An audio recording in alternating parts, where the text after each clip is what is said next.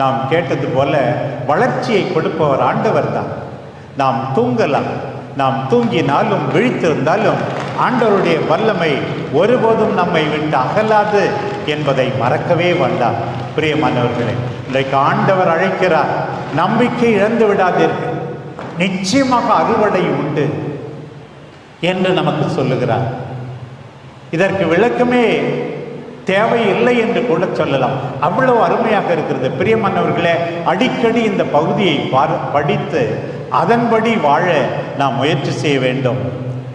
வறுமையற்ற இறை மக்களோடு உள்ளதை பகிர்ந்து கொள்ளுங்கள், விருந்தோம்பலில் கருத்தாயிருங்கள், துன்புறுத்துவோருக்கு ஆசி கூறுங்கள், சபிக்க வேண்டாம், மகிழ்வாரோடு மகிழுங்கள், அழுவாரோடு அழுங்கள், ஒரு மனத்தவராயிருங்கள், உயர்வு மனப்பான்மை கொள்ளாதிருங்கள், தீமைக்கு பதில் தீமை செய்யாதீர்கள்.